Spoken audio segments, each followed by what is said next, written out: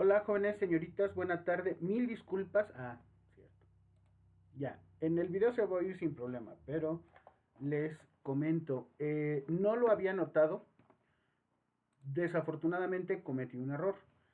Guardé, perdón, más bien no guardé, vacié las calificaciones de la evaluación de sus carpetas, de los trabajos que deberíamos de tener, y vacié las calificaciones en el sílabus. No estoy seguro de haber guardado o no estoy seguro de haber hecho ahí alguna modificación. Yo había colocado las calificaciones tanto de sellos como de portafolio de evidencias, que en este caso es su carpeta, pero hoy, o bueno, más bien hace unos minutos, me hacen la observación en la escuela que todos se habían ido con 10. Entonces bueno, ya hice la evaluación de eso, ya solicité. Uh-huh. Ok.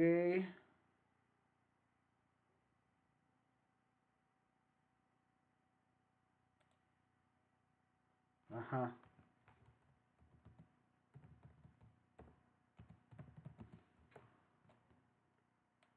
Y bueno, ya lo cerré. Ya ya me atendieron, ya envié la solicitud, ya me respondieron, me dijeron que sí, solamente que comentara qué era lo que había sucedido. Y bueno, yo le explicaba que yo guardo las calificaciones, en el del sílabus, pero no se respetan, entonces probablemente por allí algo se me ha de haber atravesado. Pero bueno, se los comento, igual como escriben en el grupo, digo, si han hecho lo necesario, si se han puesto al corriente, no hay ningún problema, su calificación probablemente se quede exactamente igual, aun cuando se me cerró. Ángeles Moreno, Edith Nayeli. Presente. David Ibrahim.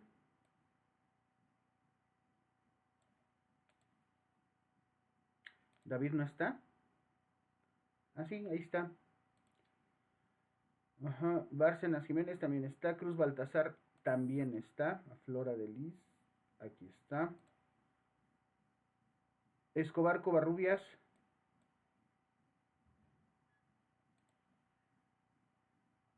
Carly no está. Ok. Saúl. Presente. Osiris. Presente. Valerie. Presente. Medrano Pérez.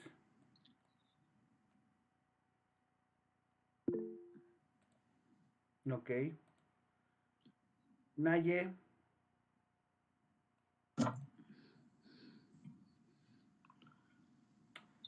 ¿No está Naye? Ok.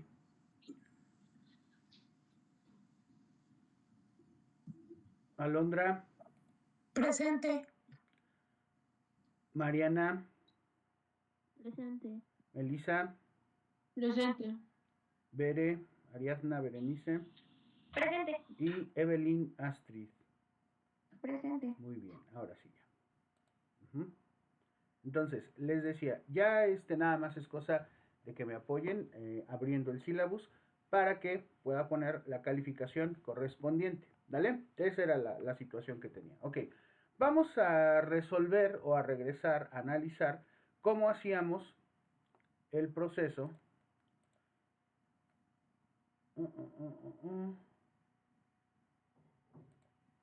de SPSS. Voy a presentar mi pantalla ya para dejar claro el ejercicio final y pasar a la teoría de respuesta al ítem y la teoría general de los test, que realmente son muy sencillas. Y ahora que ya sabemos o ya manejamos estos procedimientos, estamos en posibilidades reales de concretar este elemento evaluativo, ¿vale? Ahí está.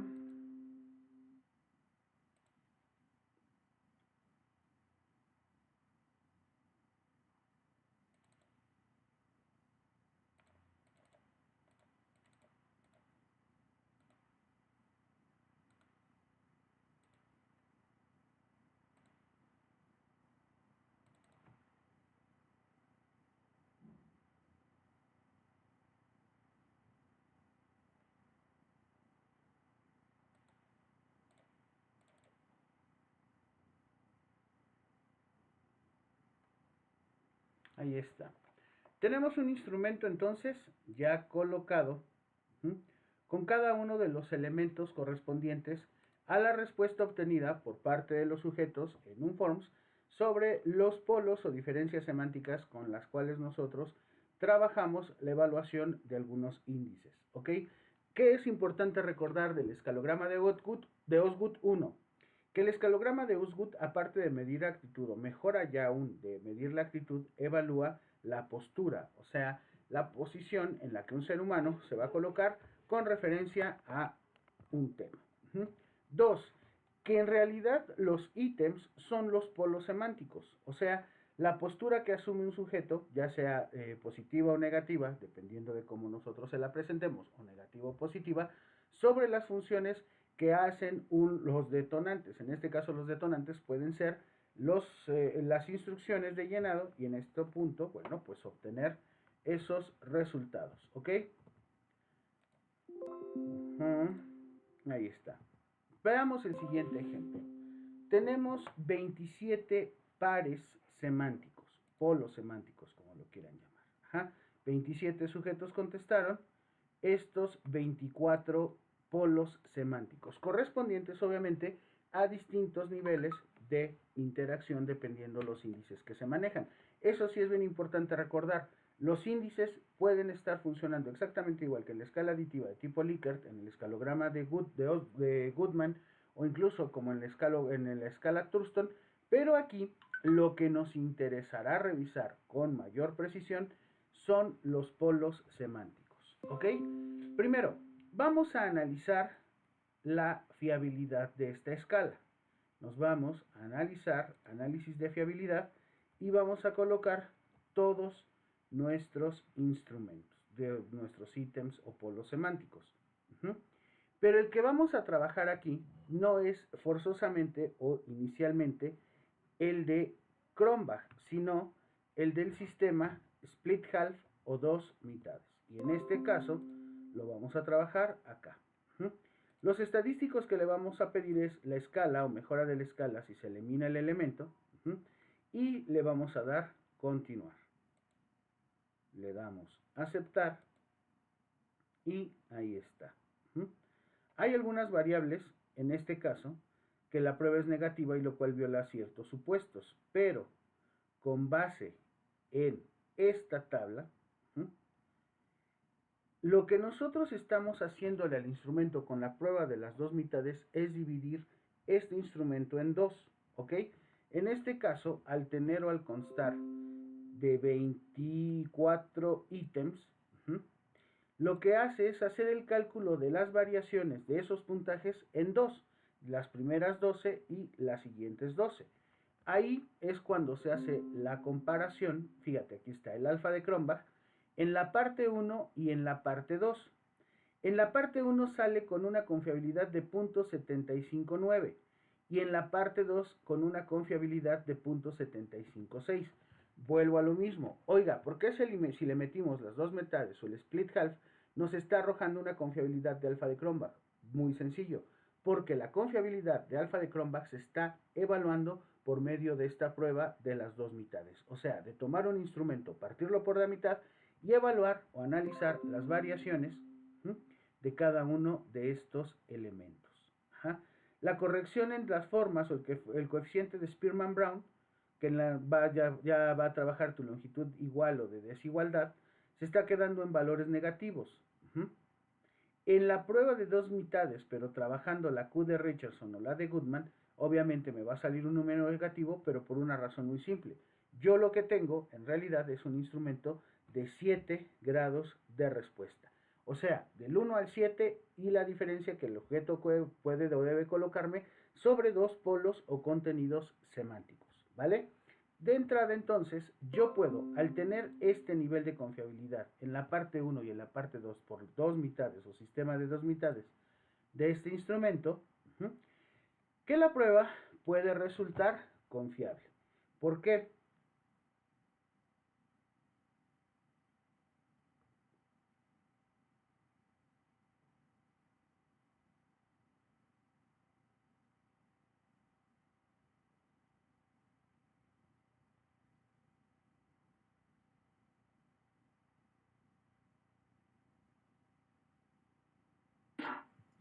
No la escuché, profesor. Ay, ¿Me puede repetir? perdón. No, es que estoy mandándole un mensaje a una de sus compañeras que justamente está haciendo un escalograma y me decía que hubo que hacer unas correcciones en su unidad, pero ya está. Entonces yo les decía, bueno, nosotros tenemos la posibilidad de encontrarnos con esta prueba de fiabilidad del split half o de las dos mitades, dos instrumentos que en realidad son uno. Por eso aquí dice parte 1 y parte 2. En función a eso tenemos el valor en alfa de Cronbach de la parte 1, o sea, de los primeros 12 ítems. ¿Ya vieron? Aquí está 12 y 12, porque son el número total de elementos. Acuérdense, el split half parte por la mitad de un instrumento y ayuda a calcular los coeficientes, en este caso de confiabilidad a través de alfa de Cronbach, al estar trabajando un escalograma de Osgood o un diferencial semántico de Osgood en esos resultados. Ambos hasta este momento son confiables, ¿ok? Fíjense en esta tablita. Estadísticos si se elimina el elemento. Ajá. ¿Cuál es el ítem que al eliminarlo va a aumentarme mi confiabilidad? Y si se dan cuenta, o si lo pueden observar, no puedo hacer más grande esta tabla, perdón. Si lo pueden observar, ninguno de los elementos siendo eliminado va a elevarme mi confiabilidad en cualquiera de las dos partes de la prueba que yo estoy dividiendo por la mitad más allá de 0.75. ¿Ok? Eso entonces nos da la certeza estadística de que tenemos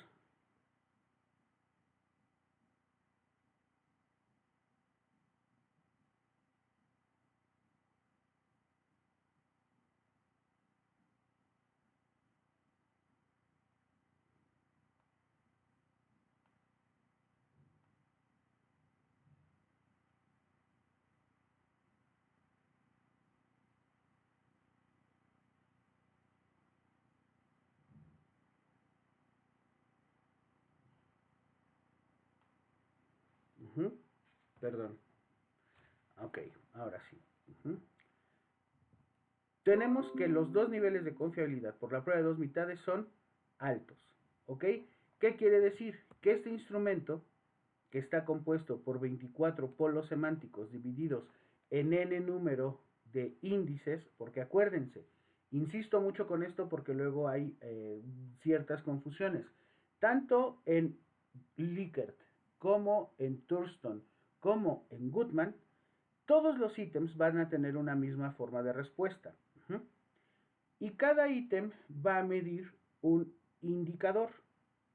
En el escalograma de Goodman es sí y no la respuesta. En el escala Likert o en la escala Thurston puede ir de causa, de cantidad, de tiempo, etcétera. Pero en el escalograma de diferencial semántico de Osgood, lo que nosotros estamos trabajando son polos semánticos. Esos polos semánticos, entonces, van a corresponder a la evaluación por ítems. Ajá. ¿Por qué? Porque cada uno de estos, dependiendo el número de índices, nosotros vamos a colocar la cantidad que consideremos pertinente o necesaria para evaluar, insisto mucho, evaluamos la postura de los sujetos. ¿De acuerdo? Eso es algo importante que debemos de tomar en cuenta. Ahora, yo tengo entonces un sistema de confiabilidad ya probado en estos polos semánticos del instrumento que van del 1 al 7. Yo sé o ya he calculado cuáles de estos se encuentran en niveles positivos, negativos, negativos, positivos. ¿Qué quiero decir? Que muchas veces puedo tener en un polo primero el polo positivo y luego el polo negativo o al revés. Puedo empezar con el polo negativo y terminar con el polo positivo. Recuerdo el trabajo de la señorita Alondra, en donde colocó exactamente los mismos índices, pero aplicándolos para antes o después del contagio, cuando estaba evaluando la relación con el sueño, con el descanso, con las frutas o la comida. Bien, justamente es así como nosotros lo debemos hacer. ¿Por qué? Porque entonces tenemos la posibilidad, incluso haciendo alusión al trabajo de su compañera, de evaluar un antes y un después con los mismos polos semánticos. Si se dan cuenta en el instrumento de la señorita, que pueden ustedes consultar en el video pasado de la clase, realmente no hay afección directa. ¿Por qué? Porque las puntuaciones se contrastan. O sea, lo que puede hacer la señorita ahora, o estará en posibilidades de hacer, es analizar esas respuestas y empezar a desarrollar procesos sobre los cuales pueda encontrar las diferencias estadísticas entre la respuesta antes y la respuesta después del contagio. ¿Ok? Hasta aquí, ¿alguien tiene alguna duda, alguna pregunta o algún comentario?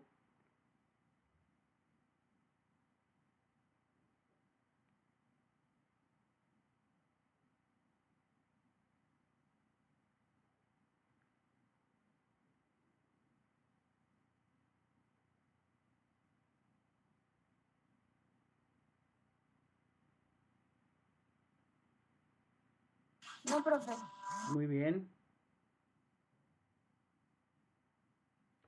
Ahora sí, dejando a un lado entonces los procesos de estas escalas, y bueno, iniciando ya la 13ª semana de clases, prácticamente estamos después de esta, a 3 semanas de concluir nuestro semestre.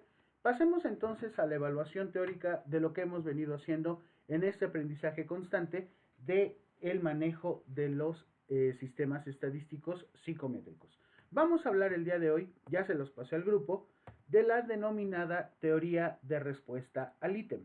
Sí, de acuerdo a modelos estadísticos y sobre todo ya teniendo nosotros cierta, pues vamos a llamarlo así, conocimiento o dominio sobre las pruebas psicométricas, su construcción, su evaluación y obviamente su interpretación, vamos a estudiar unas de las teorías que más pueden llamar nuestra atención, sobre todo cuando esperamos la respuesta de un sujeto.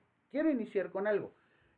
Sobre todo en el escalograma Goodman, nosotros sí tenemos las denominadas respuestas deseables, ¿cierto?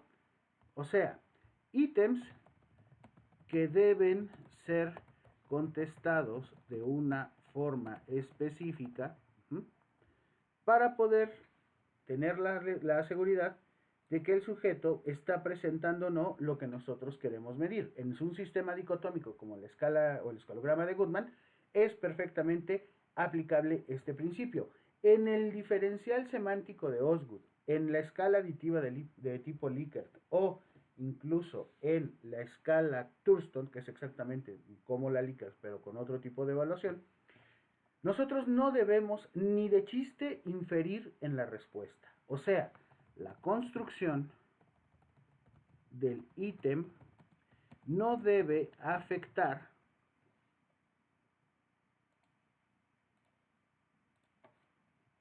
la respuesta, o más que afectar o interferir en la respuesta de los sujetos a quienes se les aplica. ¿De acuerdo? Eso es algo bien importante. En la escala Thurston, en la escala Likert y en el diferencial semántico de Osgood, no podemos inferir o perjudicar o intervenir en la respuesta del sujeto. Solo planteamos una situación y él nos tendrá que decir qué tan de acuerdo o desacuerdo está, siempre, casi siempre o nunca lo hace, etcétera, etcétera, etcétera. Solamente en el escalograma Goodman la respuesta es deseable cuando el ítem va a buscar a través del sistema dicotómico, sí o no, la presencia o la ausencia de una conducta, de una actitud, etcétera, en un sujeto. ¿Hasta ahí estamos de acuerdo? Sí, profe. Vientos. Ahora, esa teoría de respuesta al ítem nos dice que tenemos que clasificarla en función a los sistemas con los que nosotros pretendemos trabajar. Ejemplo, la psicometría como ciencia requiere de medición, unidades, escalas, variables o parámetros. Eso nosotros ya lo hemos visto. De hecho, la escalabilidad de un instrumento dependerá en gran medida del nivel de fuerza, influencia, presencia o ausencia de los elementos que se están evaluando en un sujeto. La psicometría, en la psicometría, se han formulado teorías de medición educativa, o sea, de qué tanto la gente puede llegar a manifestar o a pertenecerse ya o hacerse ya de un conocimiento. Y dentro de estas teorías se encuentran la teoría clásica de los test, la teoría general de los test y la teoría de respuesta al ítem, que es justamente la que vamos a trabajar. ¿Cómo se empieza a analizar o hablar una teoría con respuesta directa de un ítem? Bien, pues es relativamente fácil implementar cierta lógica en su construcción. Esta teoría se basa esencialmente en la generación, confección y formulación de nuevas formas o procesos evaluativos. Esencialmente, aunque ya tiene algunos años, puede considerarse aún al día de hoy al pleno siglo XXI, año 2021, en un nuevo enfoque para manera muy precisa de conceptualizar, analizar y realizar y presentar interpretaciones de evaluaciones que están basadas en los procesos de apropiación de los seres humanos. No contradice los parámetros de la teoría clásica de los test ni de la teoría general de los test, sino que se va directamente a algo que para nosotros sin duda es muy importante: la actitud del sujeto frente a la prueba. En este caso, prueba o test. Profe, ¿cuál es la diferencia básica entre test y escala? Porque hasta este momento, y por lo que yo entiendo, lo que hemos estado trabajando con Thurston, Likert, Osgood y Goodman son escalas, ¿cierto? Bien, efectivamente. Nosotros hasta este momento hemos aprendido a escalar que cualquier proceso psicológico que a ti te parezca interesante. Sabemos que el primer paso que debemos de desarrollar es la evaluación de la problematización de mi área de interés a evaluar. En este caso, si yo quiero evaluar, por ejemplo, la ansiedad, la depresión, la capacitación de personal, el análisis educativo por medio de exámenes o pruebas, tengo de todo eso que preguntarme: ¿qué? ¿Cómo? ¿Cuándo? ¿Dónde? ¿Por qué? ¿Y para qué? Y sobre todo, la última y no menos importante, ¿para quiénes va dirigida esta evaluación? Ya que tengo identificadas esas respuestas, entonces toca el turno de hacer una evaluación de los constructos que se van a medir. En este caso, definir primero las variables psicológicas y las variables físicas con los cuales nosotros estamos trabajando.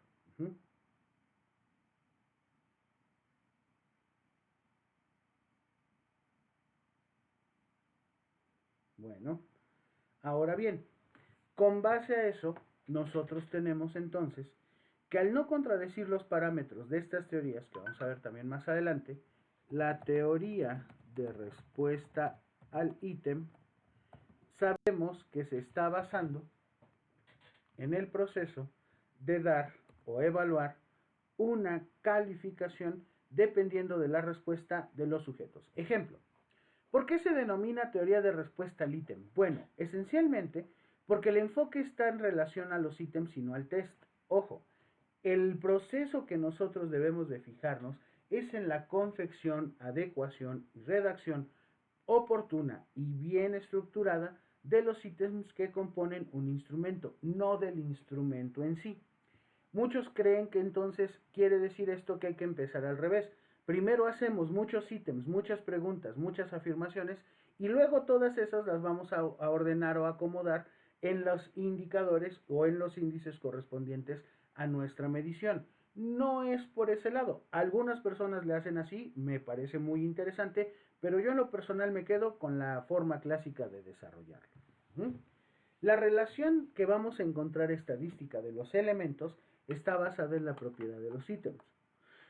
Se trata de ver el funcionamiento del modelo y sobre todo que se requiere que se apliquen conocimientos matemáticos y estadísticos, en este caso lo que tenemos aquí, que es el manejo de las computadoras, y en particular de ciertos programas informáticos, donde podremos obtener niveles de evaluación mucho más precisos y más rápidos de estos instrumentos. O sea, no del test en general, sino de los ítems que lo componen. Hasta aquí.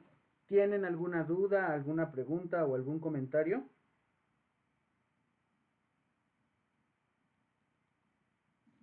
No, profe.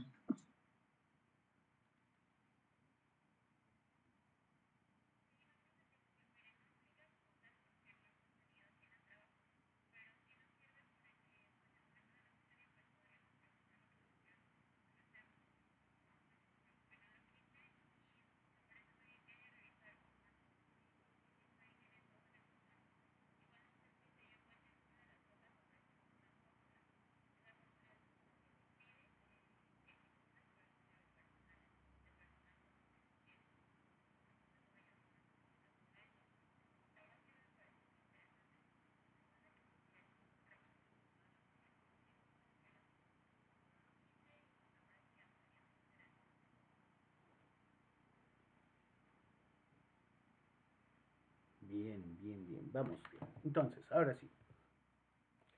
Si todo queda claro, ¿cuál es entonces el objetivo de esta teoría de respuesta al ítem? Básicamente es brindar mediciones de las variables que no están en función de un instrumento utilizado para obtenerlas. Ojo, esto me lo voy a llevar incluso y le vamos a poner aquí. ¿Cuál es el objetivo? De acuerdo a Muñiz, el objetivo es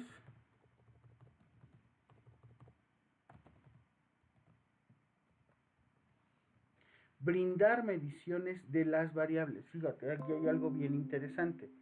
Um, Solo como ejemplo, nosotros estamos trabajando evaluaciones de contenidos de un programa, ¿cierto? Hasta aquí todos estamos de acuerdo. Los exámenes de tus materias, los exámenes de todas las materias que hasta ahorita tu tercer semestre has llevado, están basadas o están desarrolladas en los contenidos de un programa. O sea, de la unidad 1, de la unidad 2, de la unidad 3, de la unidad 4, n unidades, de acuerdo a lo que marca el programa educativo, ¿cierto?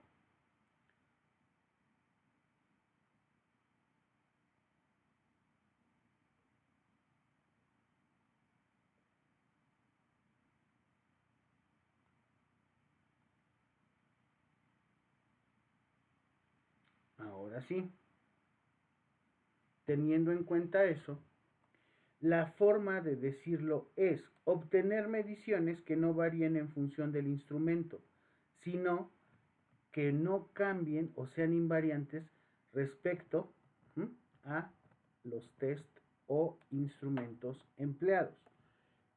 Y aquí entonces a mí en lo personal es en donde me surge una de las dudas que quizás a muchos de ustedes pueden llegar a hacerles también ruido.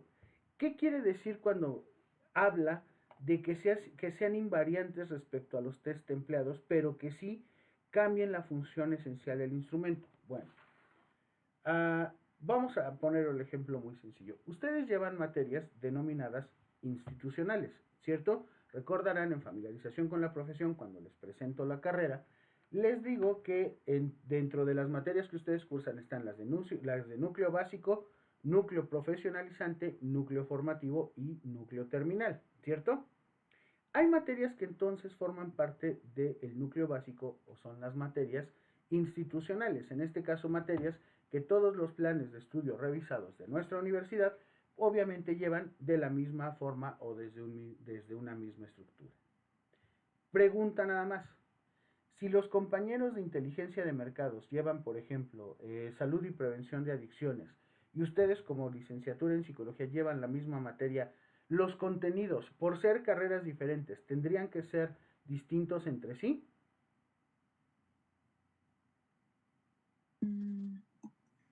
Pues en realidad no tendrían por qué ser diferentes. O sea, la materia está basada, por ejemplo, en ese caso, para conocerla. Lo único como que inferiría mucho o cambiaría mucho sería la carrera en este caso. Por ejemplo, nosotros podríamos evaluar la conducta, cómo podríamos intervenir, cómo podríamos hacer test y todo esto. A diferencia que los de mercado, que no lo ven como desde la parte del ser humano o la parte física o la parte mental, lo van desde otra manera diferente. Correcto, justo al punto. La materia en sí, como dice la señorita Alondra, no tiene por qué cambiar o no va a variar en lo absoluto porque el contenido técnicamente se supone que es exactamente el mismo. Lo que sí cambia indudablemente es la forma en la que ésta se presenta o incluso ésta se trabaja dependiendo el enfoque, la orientación, incluido el semestre de las carreras en las que se esté llevando a cabo. Nosotros nos manejamos por un modelo educativo, recordarán ustedes, un modelo educativo que nos agrega 11 dimensiones sobre las cuales nosotros debemos de centrar toda nuestra atención, tanto profesores como alumnos. En ese caso, el modelo educativo, basándonos en la evaluación como parte importante del desarrollo profesionalizante de todos nuestros alumnos, tendría que estar enfocado, orientado, encaminado al desarrollo de evaluaciones muy precisas sobre lo que el alumno va aprendiendo a hacer con su carrera. ¿Hasta ahí estamos de acuerdo? Ok. Pero ¿qué pasa cuando los resultados no siempre son exactamente iguales? Ejemplo, Hay algunas materias que por sí mismas son más difíciles o hay otras en las que por sí mismas nosotros nos las hacemos más difíciles, ¿cierto? Hay un valor importante allí. Y me voy a remitir no a la licenciatura, pero sí a algo muy común, y no sé si les pasó a ustedes, en el bachillerato, que se llaman exámenes por departamento o exámenes departamentales. ¿Alguien ha escuchado ese término? Los pongo el contexto. Los profesores de bachillerato de la materia de estadística de sexto semestre de la ESAT hacen un examen o un modelo de examen, basado obviamente en el plan y el programa de estudios de bachillerato. Ese examen que hacen los de la ESAT van a aplicarlo y van a contestarlo los alumnos, ejemplo, de Prepa 2. Y el examen que hicieron los profesores o la academia de Prepa 2 va a ser contestado por los alumnos de Prepa 7. Ojo, hablamos del mismo semestre, de la misma materia, del mismo plan de estudios, del mismo programa curricular de una materia. Pregunta: ¿cuáles pueden ser los cambios, formas o variaciones en la presentación de los ítems de estos exámenes? Sería en este caso los alumnos. ¿Ok? La manera en cómo se desarrollan. Bien. Porque los maestros pueden impartir una manera distinta de aprender, de enseñar, y en sus distintas formas. Sin embargo, el alumno no va a ser la misma estilo de aprendizaje que tienen los más inteligentes o los que no son tan inteligentes. Entonces, lo único que varía serían como cuestiones que dependen de ellos, por Quizás ejemplo, el muy sueño, las personales. estrategias y Ajá. todo eso. Bien, excelente.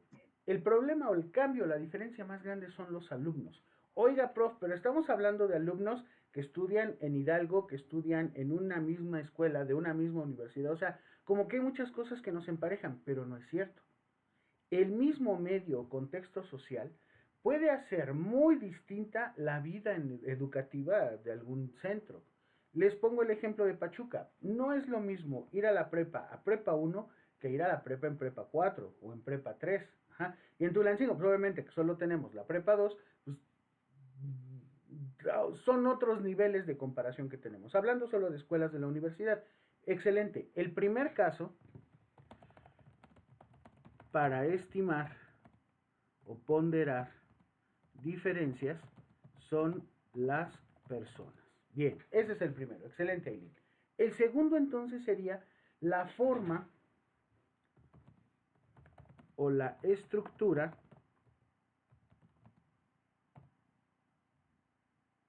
de los ítems. Ejemplo: los profes de la ESAT hacen un examen global de estadística de sexto semestre de bachillerato de 60 ítems abiertos. Pero los profes de la prepa número 2 hacen un examen de estadística sexto semestre con 60 ítems de opción múltiple. Yo entiendo y yo estoy seguro y cierto de que esos ítems deben de salir, sean ejercicios o preguntas sobre teoría o lo que tú quieras, ejemplos, tal, de que están saliendo del mismo programa. ¿Por qué tengo dos exámenes diferentes? ¿Qué me faltó hacer? Ah, ok, prof, pues bien sencillo. Lo que le faltó hacer fue explicarnos al coordinador o a los coordinadores de esta evaluación que todos los exámenes deberían de presentarse en una sola forma. O sea, de respuestas de opción múltiple. Ninguna pregunta abierta, ninguna dicotómica, ninguna de falso verdadero. Todos los ítems deben de confeccionarse en función a un sistema de respuestas de opción múltiple tipo el Exani o tipo Ceneval. Va. Estandarizo, normo eso, hago esa solicitud. Pregunta: aún con esas condiciones y ya tomando en cuenta la variabilidad de los contextos de los alumnos, ¿podría llegar a coincidir en tener un mismo examen?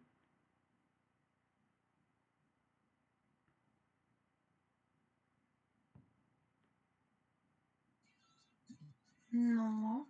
¿Por qué? Venga, ¿por qué no? Pero, porque ojo, puede son que sea, mismos contenidos, misma materia, todo. ¿Qué podría variar?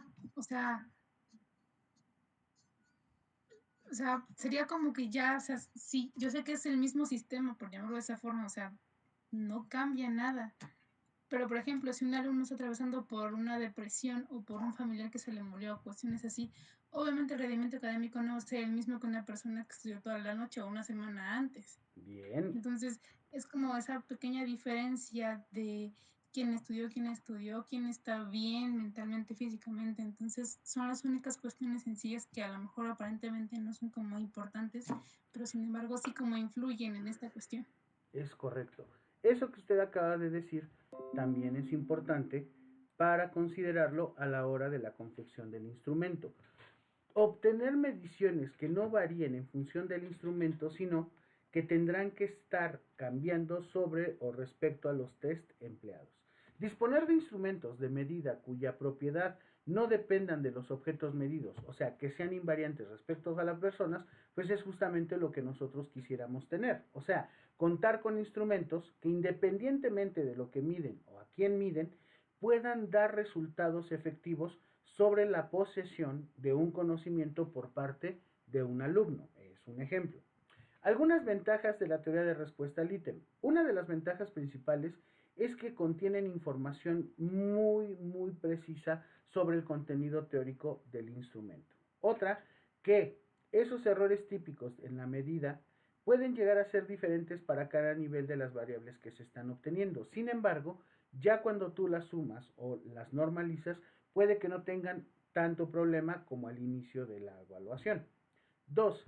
El montaje de banco de los ítems con parámetros bien definidos previamente puede llegar a ser una de las ventajas competitivas más importantes de este sistema. Ojo, habla del montaje de bancos de ítems, o sea, crear el banco de los ítems. Imagínate que el profesor Abad, en lugar de invertir sus ítems en un examen y luego hacer otros ítems y luego otro examen y así, todos los ítems que va haciendo, aunque se parezcan o sea prácticamente la misma respuesta, solo con distintos ejemplos, los va colocando en plataforma Garza, de forma o de grado tal que en 3 semestres, considerando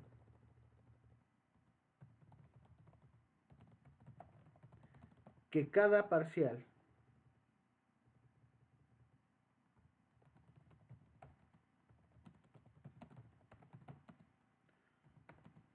se mete en la plataforma 40 ítems, estamos hablando de que en 3 semestres de 3 evaluaciones cada uno son 9 evaluaciones. 4 por 9, 36.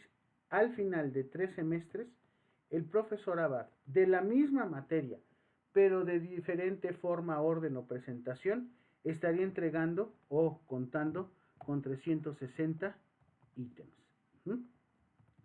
Insisto, aun que sean otros ejemplos, aun cuando se hable de otras personas, causas, circunstancias o áreas, los ítems son distintos entre sí. Imagínate contestar un examen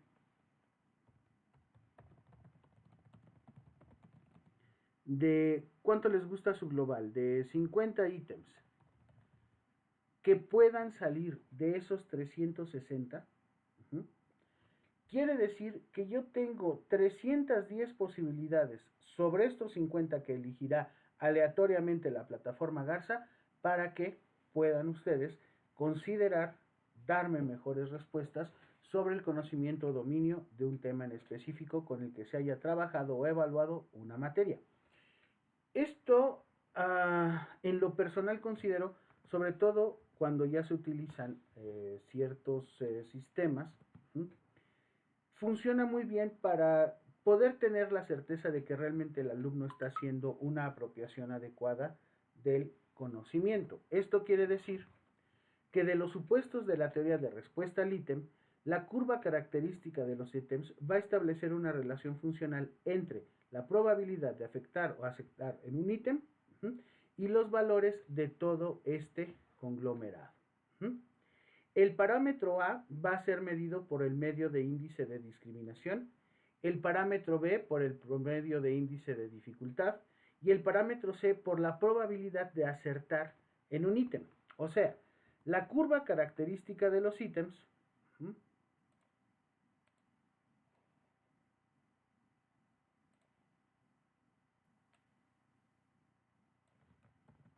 establece un principio lógico muy interesante. Hay una relación funcional entre el chance que tenemos, estadísticamente hablando, de atinarle un ítem. Y esto es algo que con ustedes ya había trabajado incluso desde primer semestre. Si yo tengo un instrumento de 50 ítems y en esos 50 ítems tengo 4 opciones de respuesta, de las cuales van de la A, la B, la C o la D,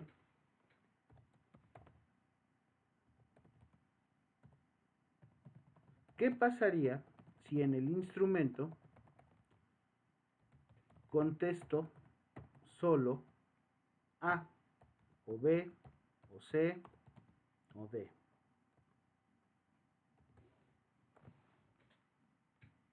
¿Qué pasaría si yo, estudiando o no habiendo estudiado, lo que tú quieras, yo contesto en un examen todas A, o todas B, o todas C, o todas D, la que más te guste a ti? ¿Qué es lo que va a suceder?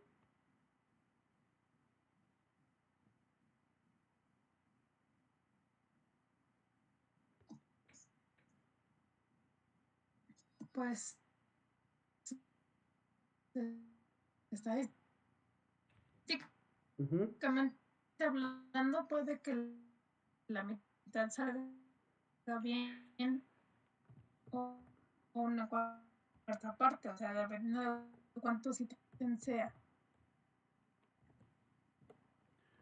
Puede que unos estén correctos al azar, pero hay que entender como que también esa parte, porque todas son B y algunas eran A o C o D, ya no contempla mucho, entonces varía mucho estadísticamente hablando.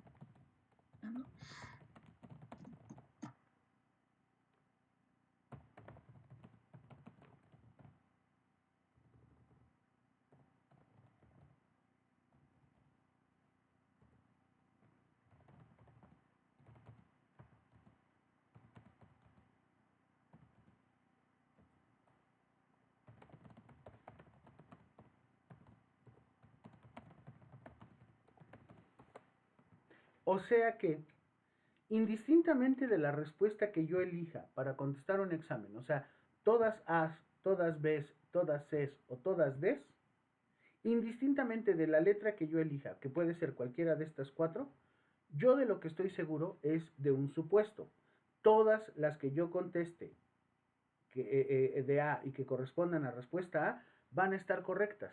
¿Hasta ahí estamos de acuerdo? Esto quiere decir, jóvenes, que entonces, en muchas ocasiones, el índice o la capacidad discriminatoria por parte de un sujeto para contestar o responder de manera adecuada un ítem no siempre va en función de lo que sabe, sino de cómo lo interpreta. Ese es un supuesto. 2. Que el índice de dificultad va a depender que a mayor dificultad, menos respuestas correctas. Ajá. Eso es algo que, bueno, podemos entender.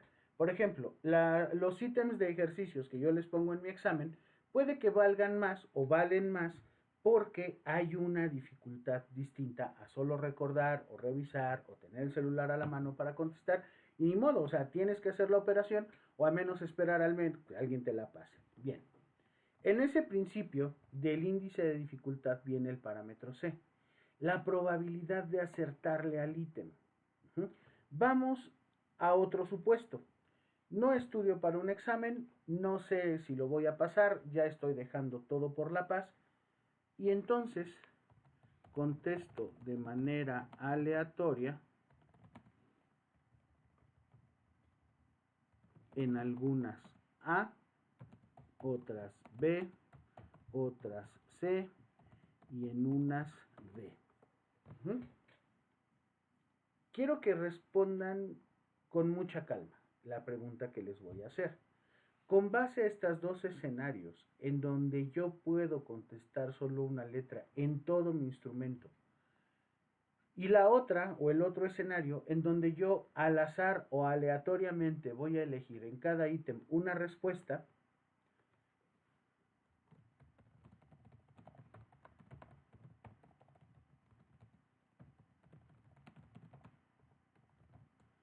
¿dónde tengo mayor probabilidad de acierto en el ítem? ¿Quién me dice? ¿Quién dice yo?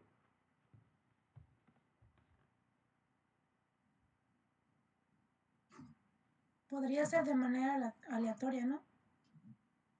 ¿Bajo qué premisa o cuál sería el caso? Porque si ponemos una sola letra, hay más probabilidad de que salga mal.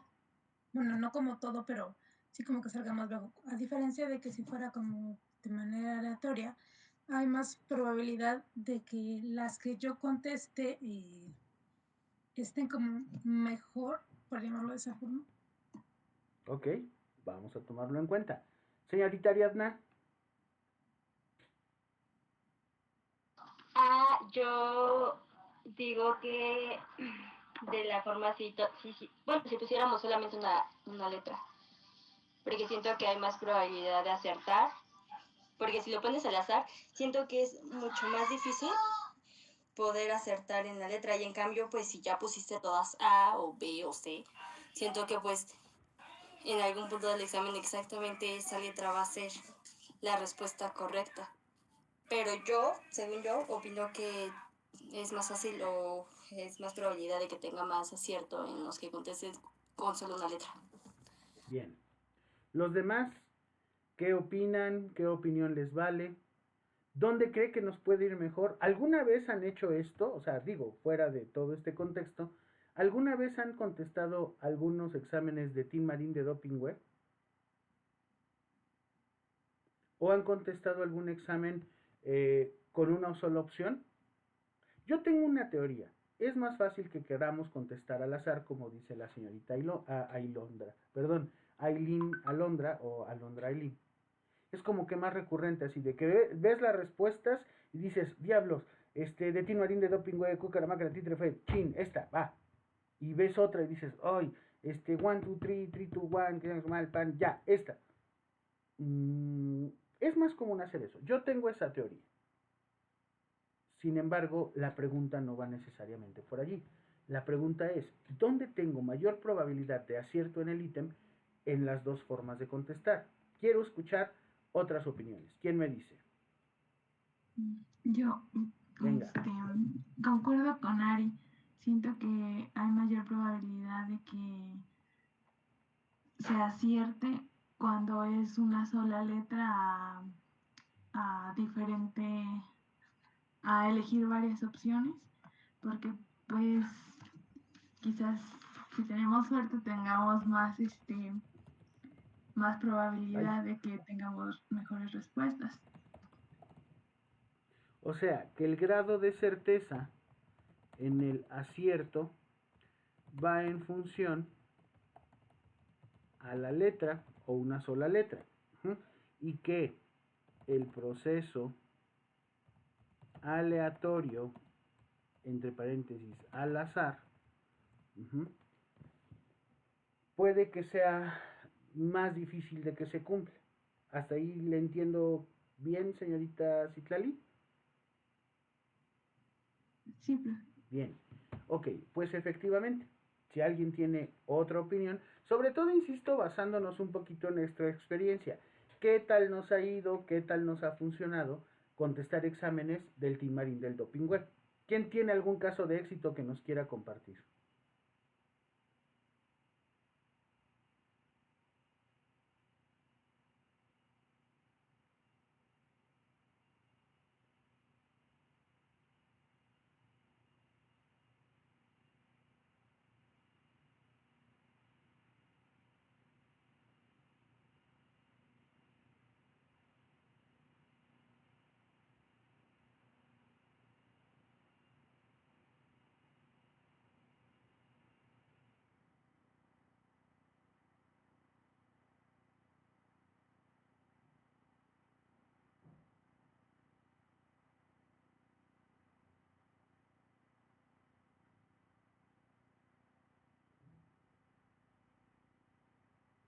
Sí, les ha pasado respecto a la pregunta que nos había mencionado si le habían haciendo de Team Mari de Doping Web. En ocasiones, bueno, a mí me aplicaban mis maestros que todas las respuestas, por ejemplo, eran la B. Entonces yo me confundía porque dije, no, todas las respuestas no pueden ser la B, o sea, según mi lógica, ¿verdad? Exacto. Y después la trampita es que todas eran la B, entonces tú dices, por andar queriendo de que no fuera la B, todas las preguntas son la B, entonces no se sabe si debería de ser aleatoriamente o solamente una, porque ahí depende del algoritmo que escoja cada uno de los maestros. Y si deciden ponerte solo una letra, pues solo una letra. Acabas de decir algo que creo yo, aun cuando suena muy lógico, en realidad pareciera serlo todo lo contrario. Ajá. Imagínense que yo hago un examen, como normalmente los hago, de opción múltiple, en donde todas las respuestas fueran A o B o C o D. Va a haber gente que va a notar ese patrón. Y entonces cuando dices, ay, ya llevo 5 B seguidas, debo estar mal, güey. O sea, ¿cuál es la lógica en eso? Te pongo un ejemplo solo para que lo sepas de manera general.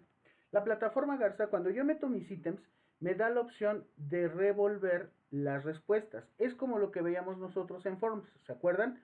Cuando le dábamos en Forms, en la parte de orden de respuestas aleatorio, que es una opción que tienes en la parte de abajo, y que tú hayas puesto A correctas en todas, si le das esa opción o le activas esa opción, te las va a mover indistintamente o te las va a mover de cualquier lugar. Lo que puede llegar a ser muy lógico, o sea, imagínate que se me olvidó a mí activar esa función. Y entonces, por modo de practicidad, todas las respuestas correctas, yo en mi examen o en mi forms o como lo quieras ver, las pongo siempre en la primera opción. ¿Por qué? Porque sé que el programa, cuando lo activo esa función, las va a revolver, las respuestas, o sea, no hay bronca. Pero se me olvida activarlas y entonces, por ejemplo, la señorita va contestando las 5 primeras y le sale que es A, bien dice ella, la lógica o según mi lógica, me indicaría que por alguna extraña razón hay un error. ¿Cuál? No lo sé. Pero en realidad es, o sea, y yo les puedo decir por conocimiento de causa, en la secundaria alguna o más de alguna ocasión me sucedió eso. Que el profesor decía, todas las respuestas eran A, pónganselas o califíquenselas. Y decía, güey, yo las cambié, o sea, aun cuando me sonara lógico o estuviera seguro que esa era la respuesta, solo por esa doble intención de querer estar bien al no seguir con un patrón específico de respuestas, la cambié. Eso está bien loco. Adelante, señorita Aileen. Profesor, me ha generado una duda. Ahí entraría la parte de la duda en esta cuestión de, o sea, sé que es la respuesta correcta, según yo, mi lógica, pero ya al momento de rectificarla, de volverla a leer, sigo como que en esa duda de, es que no estoy, como que estoy 50% segura, pero el otro 50% no. Entonces, no sé si por equivocación o al azar elegimos a veces la buena o la mala. Cuando consideramos que está buena, a lo mejor está mala, y cuando está mala, está buena. Entonces, cuando esta duda se presenta de alguna manera, no sé si nos bloquea o también llega como a saber que si estamos haciendo algo bien o no. Bien, lo que usted me está diciendo obedece a esta lógica. Ojo, yo nada más les puedo hablar por la opción múltiple, ¿sale? En falso y verdadero tú tienes un 50, un 50, 50-50, ¿sabes? En ese 50-50 yo te puedo decir, ok, la que elijas tienes la probabilidad de 1 a estar bien o a estar mal, ¿sale? Pero en falso y verdadero no. En falso y verdadero, considerando que tenemos siempre 4 opciones de respuesta, nos vamos por un 25, un 25, un 25 y un 25. O sea, que si yo elijo una que indistintamente esté bien o no, tengo un 75% de probabilidad de que esté cometiendo un error. ¿Por qué? Porque si esta no la elegí, la lógica me dice que entonces este otro 75% cabe la posibilidad de que entonces sea otra. ¿Sale? Les voy a poner un ejercicio diferente o con otra visión al respecto, ¿vale? Necesito algún voluntario o voluntaria.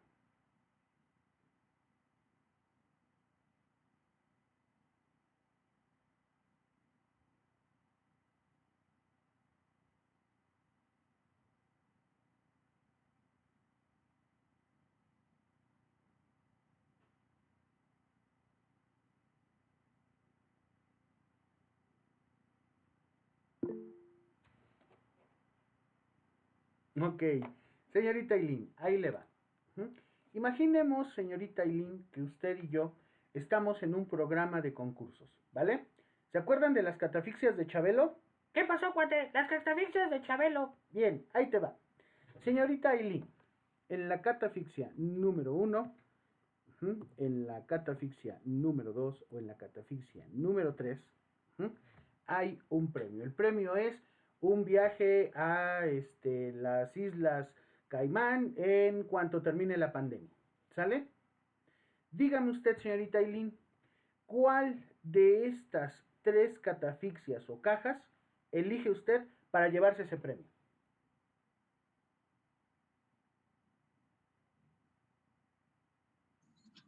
La 2. La 2. Muy bien, señorita Eileen. La señorita Eileen elige la número 2. Bien. Pero antes que le descubra si en esa catafixia número 2 se encuentra su premio, le digo lo siguiente. Me cae bien, fue una buena concursante. Le doblo el premio. Aparte del viaje, le doy la posibilidad de llevarse 100,000 pesos para írselos a gastar en ese viaje,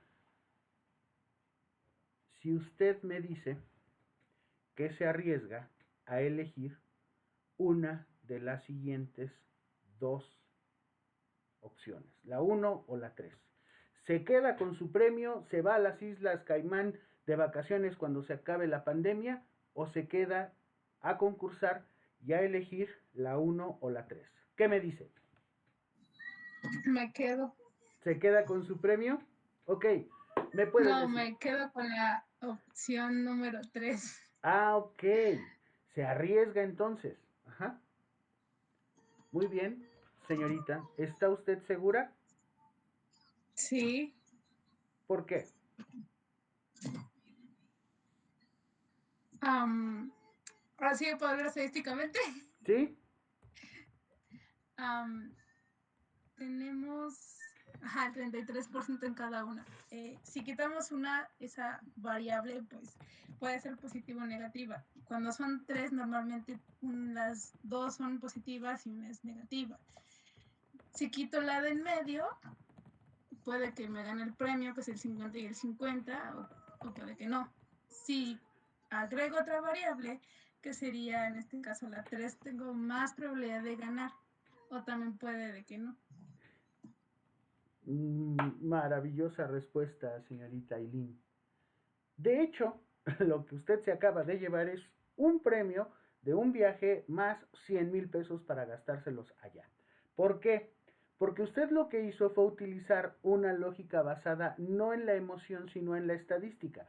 Es exactamente, jóvenes y señoritas, lo mismo que sucede cuando estamos frente a un examen y aparentemente desconocemos la respuesta. Ojo, estos procesos de supuestos que van de la discriminación, dificultad y acierto son justamente lo que acabamos de ver en este ejemplo. Ahí les va. Si yo tengo 3 opciones, o sea, si yo tengo un número impar, la toma de decisión, aunque no lo quieran creer, es más difícil. ¿Por qué? Porque si yo tengo 4, entonces la discriminación se queda siempre en 2, le mueva una o no. Cuando tengo 3, estoy en un 33, en un 33 y en un 33. Cuando la señorita Eileen, de las opciones que le doy, 1, 2 o 3, A, B o C, me dice, me quedo con una, me quedo con la B y ahí me voy, cabe la posibilidad de que esa opción sea la correcta en 2.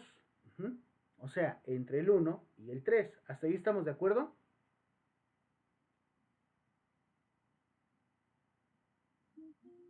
Sí, profe. Bien. El problema es que ahora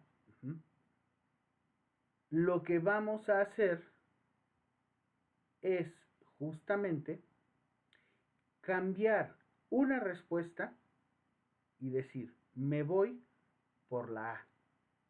Porque entonces, de la que yo puedo, obviamente tenemos que leer el contexto del ítem, o sea, generalmente en las de 3 y 4 opciones de respuesta, una es muy ilógica o no tiene nada que ver. Les digo por qué. Porque cuando eres profesor y quieres hacer un examen difícil, lo más fácil es poner respuestas exactamente iguales o muy parecidas entre sí, salvo diferencias imperceptibles que mucha gente no se detiene a observar. Si yo tengo la duda de que la que yo elijo puede llegar a no ser la correcta, lo que hago es cambiarla. Y entonces tengo un 66% y no un 33%. Pero al descartar ya una, entonces en realidad me estoy quedando con un 50-50. Si en una de las respuestas, la que tiene o se supone tiene mayor cantidad de probabilidad por la forma en la que se me está presentando, entonces la elección no se vuelve o no tendría por qué ser un proceso aleatorio o al azar, sino una discriminación lógica de los procesos de probabilidad sobre los cuales estoy generando mis respuestas. Eso, jóvenes, esencialmente es la base de los supuestos de la teoría de respuesta al ítem. La unidimensionalidad se entiende como la probabilidad de acertar en un ítem y que únicamente dependerá del factor a saber, o sea, en este caso, si es un examen, del conocimiento. Y ese conocimiento va a estar en función la capacidad o el poder de elección sobre el cual yo estoy sentando las bases de mi instrumento. ¿Dudas, preguntas, aclaraciones, algún comentario?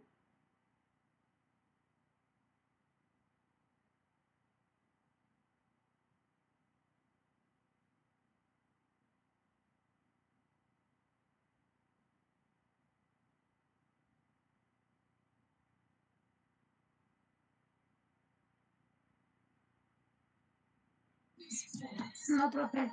¿Sí queda claro? Bien. La independencia local entre los ítems. Ojo, para un sujeto con un determinado valor en la variable dimensionalidad de su respuesta a un ítem, nunca va a venir influida por las respuestas en los otros. ¿Qué quieres decir? Que si nos vamos a un examen, el grado, dominio o capacidad total de conocimiento sobre la respuesta va a estar influenciada más por su experiencia que por la suerte. ¿Ok? Por eso cuando les digo, ustedes saben, ustedes pueden, salvo que de plano no hayan hecho ningún acto reflexivo. Sé o entiendo que a lo mejor en clases en línea es más complejo, pero también hay una ventaja. Puedes ver los videos, grabarlos, bajarlos a tu celular, escuchar los audios, no sé. Y sin duda alguna, salvo que tuvieras alguna cuestión cognitiva allí compleja, obviamente se te queda o se te impregna algo de ese conocimiento, no de manera así como de ósmosis, pero sí al menos a partir de un proceso de reflexión. En este punto, la teoría clásica de los test contra la teoría clásica de respuesta al ítem tiene una ventaja competitiva importante. En este caso, la mayor cantidad de probabilidad de aciertos en un ítem no va a depender del azar, sino de la forma en la que estos se confeccionan o construyen. ¿Qué quiero decir? Que ciertamente, y como lo podremos analizar más adelante, o como ya lo analizamos en algunos de nuestros forms, las respuestas también van en función a la variable tiempo. O sea, que yo en promedio, y si saco todos esos cálculos en Excel, puedo decir o definir cuánto se tardan las personas en contestarme mi instrumento. Un ejemplo de ello es lo que yo hice acá en un Microsoft Forms. En este Microsoft Forms, que me parece ustedes me hicieron el favor también a través de su tutor o tutora de compartir con gente que conocían, de la cual ya tuvimos, me aparece esta. Ahí está. El logaritmo que maneja este instrumento es muy chistoso. ¿Por qué? Sobre todo en este caso, bueno, yo tuve 200 respuestas y más, pero bueno, unas ya no se guardaron.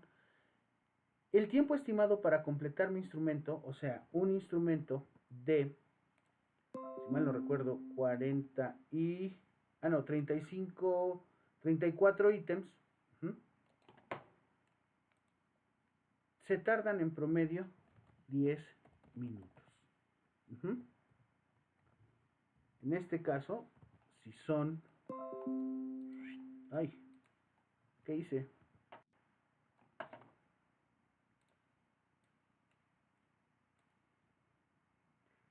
Son 34 ítems. Yo voy a hacer una cuenta.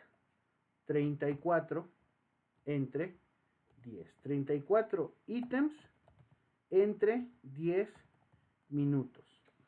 Indistintamente de que sean ítems o minutos, si yo divido 34 entre 10,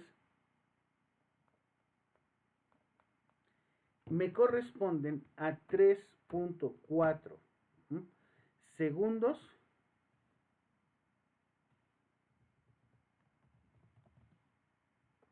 por ítem. Eso es lo que se tarda una persona en leer un ítem y en buscar una respuesta. Y entre menor sea el tiempo de respuesta, en este caso, en esta escala, tengo la posibilidad incluso de tener un grado, un nivel de confiabilidad más alto en la respuesta. ¿Por qué? Porque realmente no se está deteniendo mucho en reflexionarla. ¿Hasta ahí entendemos eso?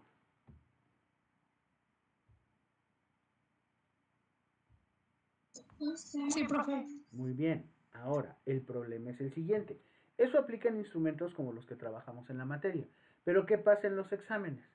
Hay instrumentos donde, de acuerdo a las respuestas,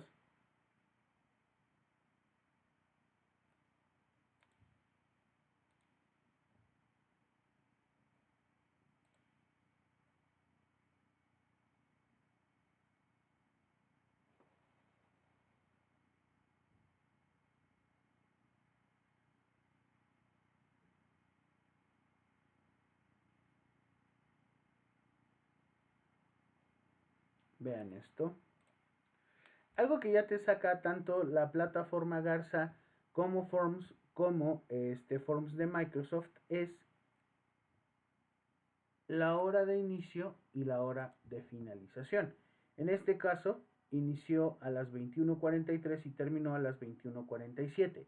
Quiere decir que en promedio, sin contar los segundos, se tardó 3 minutos. ¿Ya vieron? No es cierto, 4 minutos. 43 es 44, 45, 46, 47. Esta persona de acá empezó a las 21:46 y terminó a las 21:52. 46, 47, 48, 49, 50, 51, 52. Son 6 minutos.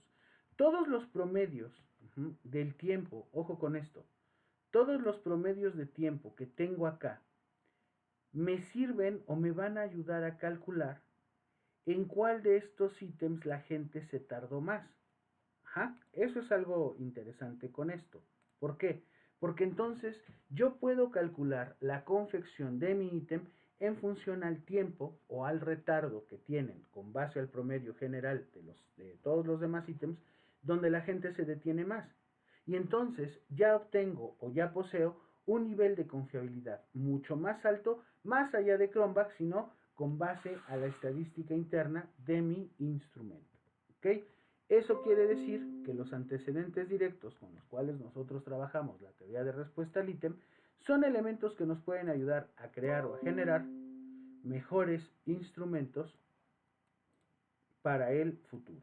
O sea, que tenemos que enfocarnos mucho en cómo nosotros analizamos la construcción y confección de nuestros ítems, ¿vale? Ok, vamos a la siguiente teoría, la teoría clásica de los test. A diferencia de la teoría de respuesta al ítem, que es más moderna, la teoría clásica de los test permiten establecer una relación funcional entre variables que pueden ser observables y variables que son inobservables. Las variables observables son procedentes de puntuaciones empíricas obtenidas de los participantes sobre sus respuestas de manera general en todo un instrumento. O sea, una calificación bruta. Y las variables inobservables son puntuaciones verdaderas o grado de habilidad de los participantes desarrolladas a partir del constructo sobre el cual se está midiendo. Por ejemplo, un examen de una materia. ¿Cuáles son las principales teorías de los test? Esta que estamos revisando ahorita, la teoría clásica de los test, la que ya revisamos, la teoría de respuesta al ítem, y la que veremos seguramente el día jueves, que es la teoría de la generalizabilidad o teoría general de los test. Pero bueno, vámonos con la teoría clásica de los test. De acuerdo a esto, Charles Spearman habla de que la relación funcional entre las puntuaciones empíricas u observadas y las puntuaciones verdaderas van a estar evaluadas o divididas de acuerdo al margen de error.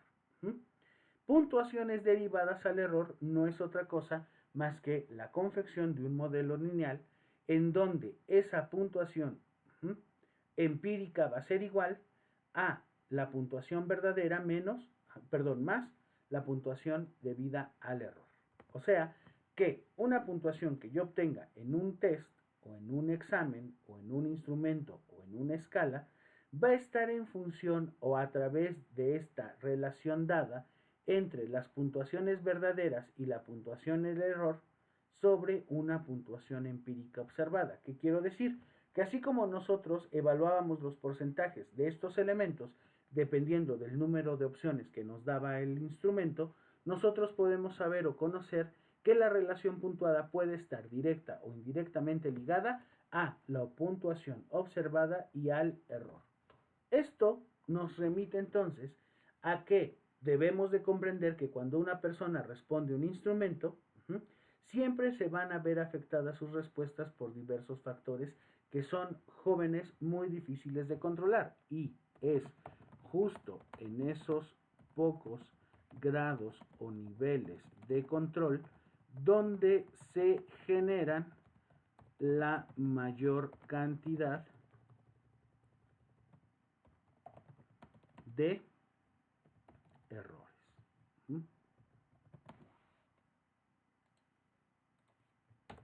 Ahora bien, esto implica que la puntuación obtenida o puntuación empírica no siempre podrá coincidir con la puntuación verdadera. O sea, que en un examen de 40 ítems se pueden obtener 35 de 40,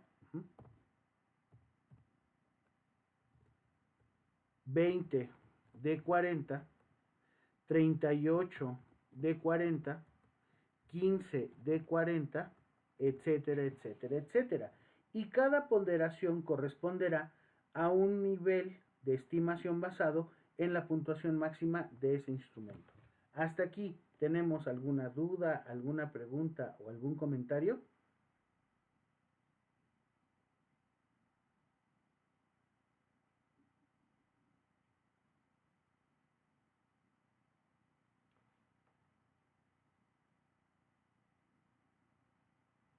No, profe. Muy bien. Ahora sí. Esto quiere decir que, dado este problema, cuando una puntuación obtenida no coincide con una puntuación verdadera, se necesita estimar la puntuación verdadera en el valor o en el guarismo del supuesto de un modelo. El término error, por su parte, incluye todos los errores aleatorios que pueden afectar a las puntuaciones empíricas, y aunque ustedes no lo quieran creer y se les haga mucho más fácil, no sé, me invento el ejemplo, y si es así, corríjanme o díganme si no me equivoco, de que hacer un examen en línea en la comodidad de tu casa o desde tu celular o computadora es menos agresivo que hacerlo en un aula donde te pido que te salgas, que dejes tus cosas, que solo te quedes con un lápiz y ya. ¿Cierto? Hasta cierto punto sí, porque no me Exactamente. siento con mucha presión. Me siento como más tranquila el hecho de, ok, nadie me ve, nadie me regaña, nadie me está observando, no me siento como mal, como rara. Y creo que hasta cierto punto, bueno, mi estrés como que ha disminuido en esa parte, el sentirme como ansiosa y la presión del tiempo también. Bien, la presión del tiempo juega un papel importante. ¿Por qué? Porque es justamente uno de los elementos sobre los cuales puede estar basado uno de estos errores. Uno, por ejemplo, la persona con su estado emocional, fatiga, estrés, el test por la cantidad, tipo, redacción o formato de sus ítems o su estilo, la característica de quién es o quién aplica la prueba, las condiciones ambientales, la forma de la instrucción, o sea, siempre habrá que tratar de controlar el efecto de este factor sobre un estudio de fiabilidad. Y el estudio de fiabilidad estadístico con el cual nosotros trabajamos ya es Cronbach, K.D. Richardson, el split half o dos mitades, pero indistintamente y sin duda lo que nos arrojará una mejor puntuación será la calificación del instrumento. A esa puntuación verdadera se va a dar entonces la esperanza matemática de la puntuación empírica. O sea, que se demuestre que si pasamos un infinito número de veces el mismo test a una persona, asumiendo que las aplicaciones son independientes, la puntuación obtenida en una aplicación no se encuentra influenciada por otra, la media de todas las puntuaciones observadas siempre va a ser la puntuación verdadera de la persona. O sea, que en lugar de tener x igual a b más c, tenemos que v es igual a e por x. En este supuesto, la correlación entre las puntuaciones de n cantidad de participantes en un instrumento, o al contestar o responder un instrumento, contra los errores de medida siempre tendrá que ser igual a 0, dado que no existe relación entre los errores de medida y las puntuaciones verdaderas observadas, lo cual puede que en algunos casos se cumpla o puede que en muchos otros se viole ese precepto. Pero bueno, continuamos. Les pido por favor revisen muy bien estas diapositivas. Pregúntenme si llegan a tener alguna duda, sobre todo porque el día jueves vamos a hacer un ejercicio de cómo podemos hacer ya no una escala, sino un examen. Así que, muy bien, que tengan excelente tarde, muchas gracias por su espera, corregiré en lo inmediato, en cuanto a mí se me permita, lo de su calificación, sin que tampoco tengan que preocuparse.